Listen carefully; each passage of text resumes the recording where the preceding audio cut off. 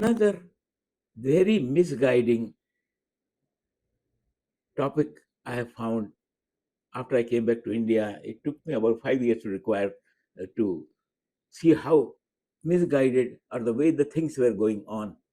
So, for example, I learned from my son who came 1 year before from England to India that periodic table was best studied in form of a song. In fact, my wife was so impressed when my son came back on holidays. And mind you, I was teaching in London University those days. When I come back, my wife asked me, who herself is qualified and knows my qualification. She said, "Do you know periodic table?" I was shocked. A man, I have been PhD, 20, teaching almost for 25 years. My wife, who knows me very well, who is scientifically qualified, she says, "Can you teach periodic table?"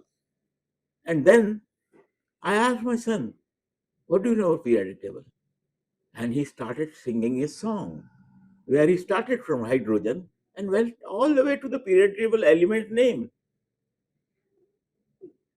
And I was shocked how the periodic table was taught.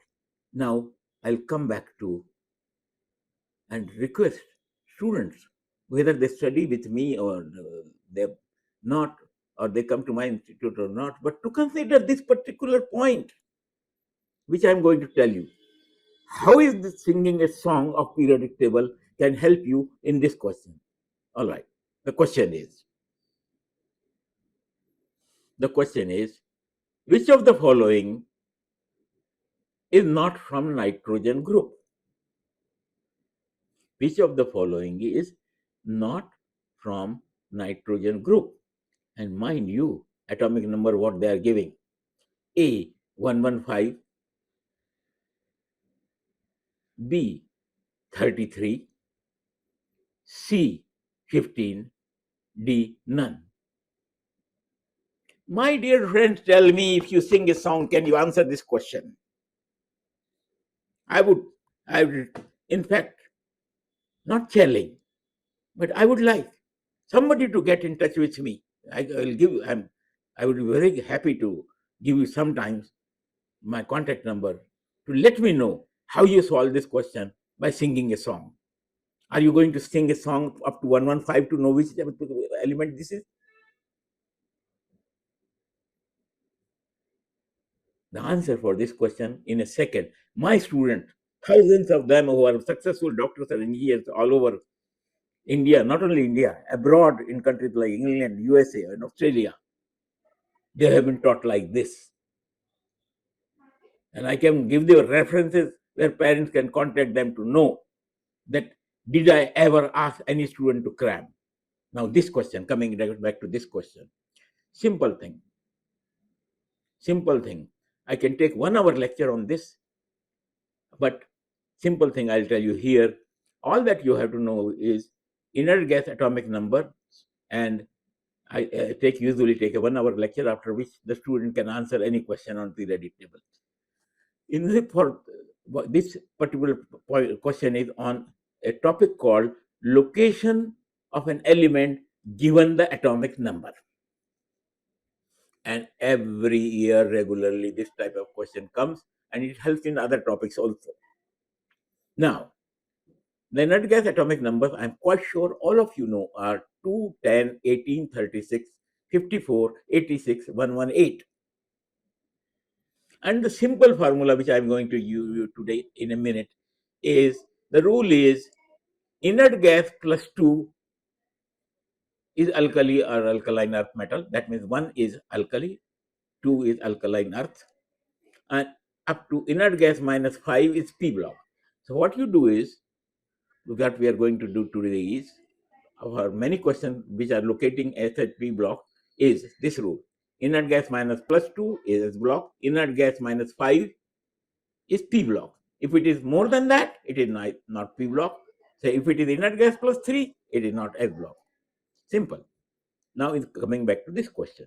115, go to the nearest gas. Which is inert gas? 118. 118 minus 3. If you know periodic table, 118 minus 1 is halogen. 11 minus 2 is oxygen.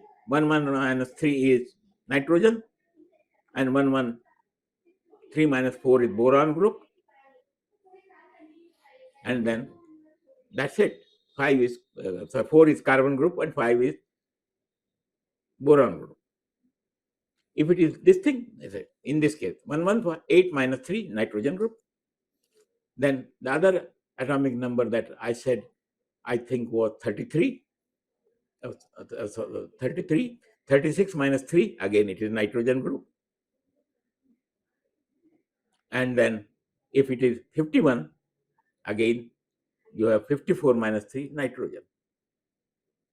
So there are so many things. You can try.